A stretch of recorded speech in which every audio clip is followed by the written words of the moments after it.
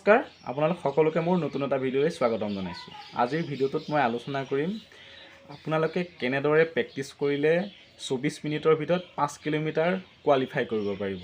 আৰু প্ৰথমতেই কৈছোঁ এই ভিডিঅ'টো সেইসকলৰ বাবে যিসকলে প্ৰথম এবাৰ SSC GD দিব, হয়তো তেওঁলোকৰ একেবাৰে অনভিজ্ঞ, তেওঁলোকৰ অভিজ্ঞতা নাই, কেনেদৰে প্ৰেক্টিছ কৰিব লাগিব, কেনেদৰে প্ৰেক্টিছ কৰিলে আমি কোৱালিফাই হ'ব পাৰিম।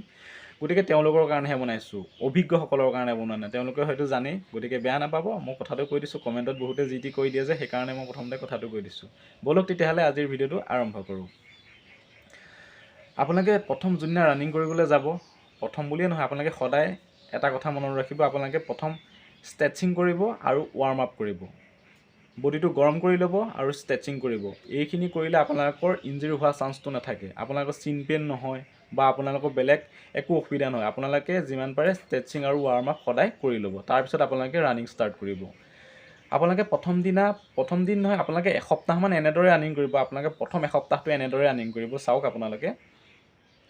আপোনালোকে যিমান লাহে লাহে দেই, প্ৰথম আপোনালোকে স্পীডত ৰানিং নকৰিব। আপোনালোকে যিমান পাৰে, যিমান দূৰলৈকে যাব পাৰে ৰানিং কৰিব। তাৰপিছত যদি আপোনালোকৰ ভাগৰ লাগে, আপোনালোকে আকৌ 100 মিটাৰমান খোজকাঢ়ি যাব। তাৰপিছত আকৌ অলপ দূৰ ৰানিং কৰিব। তাৰপৰা যদি আকৌ ভাগৰ লাগে, আকৌ অলপ দূৰ আপোনালোকে 100 মিটাৰমান খোজকাঢ়ি যাব। এনেদৰে আপোনালোকে এসপ্তাহমান এনেদৰে ৰানিং কৰক। এসপ্তাহমান এনেদৰে ৰানিং কৰাৰ পিছত আপোনালোকৰ এটা হেবিট হৈ যাব যে মই অলপ অলপ ৰানিং কৰিব পাৰিছোঁ। তাৰপিছত আপোনালোকে নেক্সট সপ্তাহৰ পৰা কি কৰিব, আপোনালোকে যিমান পাৰে, যিমান দেৰিলৈকে আপোনালোকে নোৰোৱাকৈ, মই প্ৰথম আপোনালোকে ৰৈ পেলাই ৰানিং কৰিবলৈ ক'লোঁ। নেক্সট সপ্তাহৰ পৰা আপোনালোকে কেতিয়াও নৰব।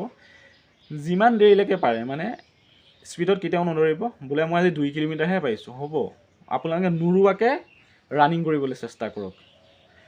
এনেদৰে আপোনালোকে এসপ্তাহ ৰানিং কৰক। আপোনালোকে যিমান পাৰে, 2 কিলোমিটাৰ পাৰে, 3 কিলোমিটাৰ পাৰে, তেনেদৰে আপোনালোকে এসপ্তাহটো ৰানিং কৰক। খালী নৰব, টাইম এইবিলাক একো নাচাব, এতিয়া সেইবোৰ গুৰুত্ব নিদিব।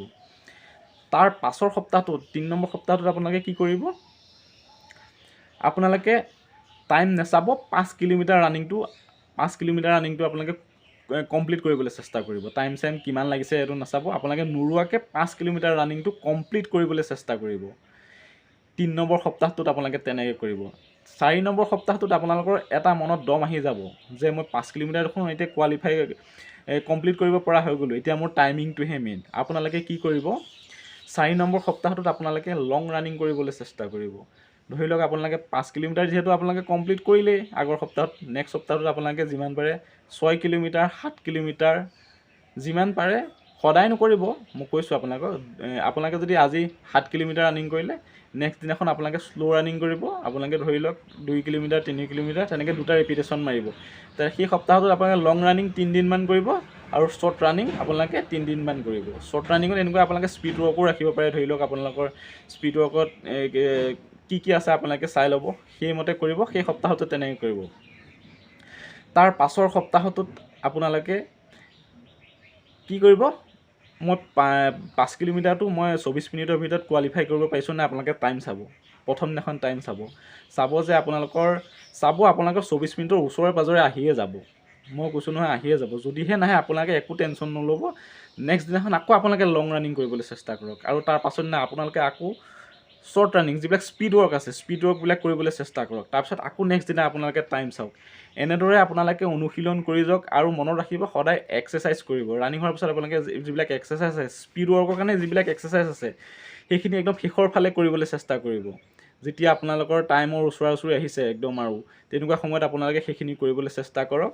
আপোনালোকে এনেদৰে ফাৰ্ষ্টৰ পৰা শেষলৈকে কৰক। যদিহে আপোনালোকে 24 মিনিটৰ ভিতৰত, এমাহৰ পাছত যদি 24 মিনিটৰ ভিতৰত আপোনালোকে কোৱালিফাই কৰিব নোৱাৰে, মোক কমেণ্টত আহি জনাবহি। তাৰ লগতে আপোনালোকৰ ডায়েটটোৰ ওপৰতো গুৰুত্ব দিব লাগিব। যিহেতু আমি দুখীয়া ল'ৰা ছোৱালী, আমি বেছি ড্ৰাই ফ্ৰুট কিবাকিবি বেছি আমি খাব নোৱাৰোঁ। হ'লেওতো আমি বুট, মগু, এইখিনি আপোনালোকে বুট মগু তিয়াই ৰাখিব, এইখিনি খাব আপোনালোকে ৰানিং কৰাৰ পাছত। খিচমিচ খাব, কল খাব, এইখিনিতো পাৰিব আপোনালোকে খাব। এইখিনি যিমান পাৰে আপোনালোকে খাবলৈ চেষ্টা কৰক, যিহেতু 5 কিলোমিটাৰটো ইমান সহজ নহয়। আৰু দেওবাৰে আপোনালোকে প্ৰতিদিনে 6 দিন ৰানিং কৰিব, আৰু দেওবাৰে দিনা আপোনালোকে ৰেষ্ট দিব, যিহেতু আমাক ৰিকভাৰীৰ প্ৰয়োজন আছে। গতিকে এনেদৰে কৰক। আৰু যেতিয়া আপোনালোকৰ এডমিট আহি যাব, আপোনালোকে চাব আপোনালোকৰ ৰানিং ধুনীয়াকৈ হৈ যাব, আপোনালোকে কোৱালিফাই কৰিব পৰা হৈ যাব। আৰু যেতিয়া আপোনালোকৰ এটা সদায় মনত ৰাখিব, টাইম যিমানেই লাগক, আপোনালোকে 5 কিলোমিটাৰ ৰানিং কৰোঁতে কেতিয়াও ৰৈ নিদিব। আপোনালোকে ৰৈ নিদিয়াকৈ ইণ্টাৰভিউত ৰানিং কৰিব, আপোনালোকে কোৱালিফাই কৰিবই, কোনো কথাই নাই।